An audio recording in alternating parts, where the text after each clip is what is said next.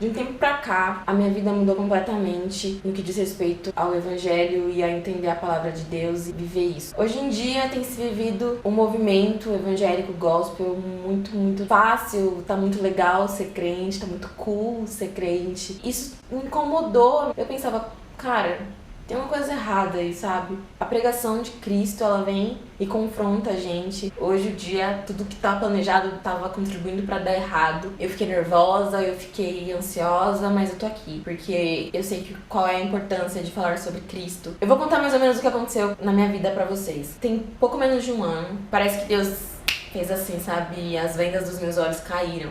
E eu passei a ver o evangelho de uma forma diferente, a ver a Bíblia de uma forma diferente, a ver tudo que se refere ao reino de Deus de uma forma diferente. Comecei a levar mais a sério, comecei a realmente prestar atenção no que as pessoas costumam falar sobre o evangelho. Nessa que a gente começa a prestar atenção e realmente analisar o que estão falando, a gente pega várias coisinhas que, poxa, a Bíblia não fala sobre, a Bíblia não fala dessa maneira. Por que é tão difícil você se basear na Bíblia, que foi aquilo que Deus deixou pra gente? Por que é tão difícil a gente seguir a Bíblia? É mais fácil criar contextos que vão agradar, é mais fácil criar verdades, doutrinas que a Bíblia não menciona. Eu cresci na igreja, desde os meus 6 anos, eu e meus pais, a gente frequenta uma igreja evangélica, mas eu vi que Maria Júlia, estava vivendo uma vida muito acomodada mesmo. E tudo que eu achava que era, que estava bom, que estava bem, foi desconstruído. E eu vi que não estava bem, não estava bom do jeito que estava.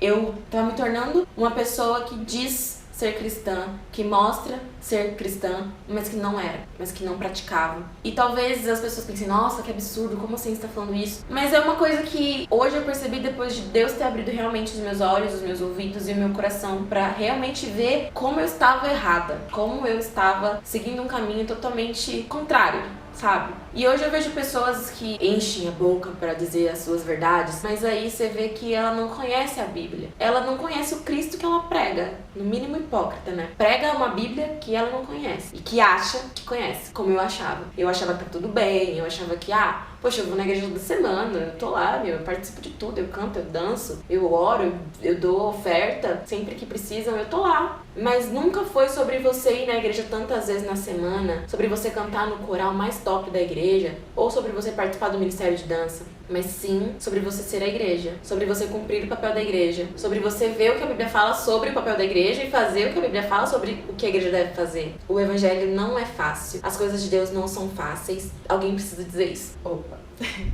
Então, na verdade o problema não é ir na igreja, muito pelo contrário. Mas o problema é quando as nossas vidas da igreja são vazias, sabe? E a gente acaba vivendo uma rotina de vou à igreja, estou bem, fui santificado, aí durante a semana eu arrebento, faço tudo quanto é coisa de errado.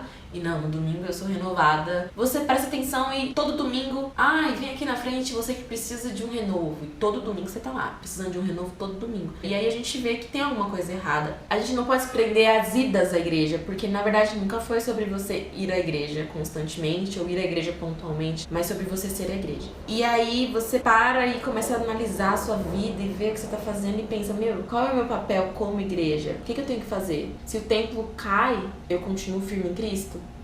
Quando a Bíblia fala assim que a verdade é libertadora, eu nunca tive tanta certeza de que sim, a verdade é libertadora, porque eu comecei a prestar atenção, comecei a ouvir diferente, a ver e ler a Bíblia diferente, comecei a ter vontade de querer aprender mais, e é isso que as pessoas precisam, sabe? Ser confrontadas por Deus para poder parar e pensar sobre o que elas estão fazendo da vida delas, e pensar, eu preciso buscar mais a Deus, eu preciso me aproximar mais das escrituras, eu preciso ter vontade de aprender, eu preciso querer aprender mais, estar apto, né? Eu preciso conhecer esse Cristo que eu tanto falo.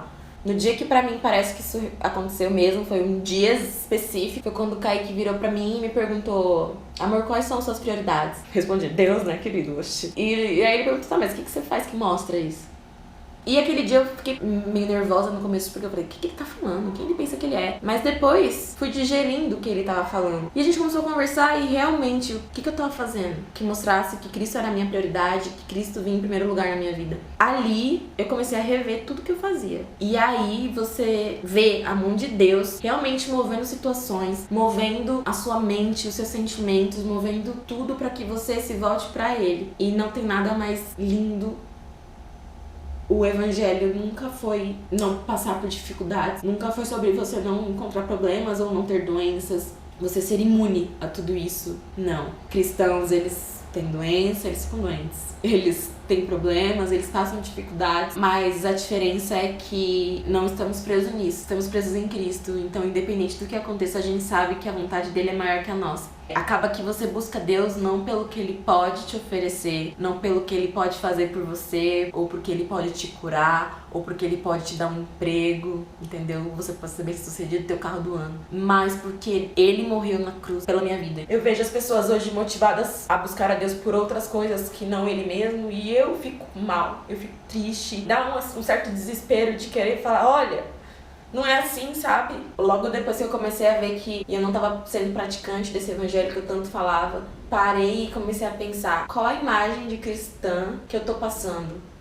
Será que eu tô transmitindo realmente o que Cristo quer que eu transmita? Qual o motivo de ter tantas pessoas me seguindo, me acompanhando? E, enfim, qual o sentido do meu trabalho? Qual o sentido da minha vida se não for dar honra a quem tem honra, que no caso é somente Deus? Mateus 6:21. Porque onde estiver o teu tesouro, ali também estará o teu coração. Aí você para e pensa, qual é o meu tesouro? Hoje eu vi que realmente o meu tesouro é Cristo. Se as suas convicções não estiverem baseadas nas escrituras e na palavra de Deus, não adianta, de nada vale, não tem sentido, não tem valor nenhum.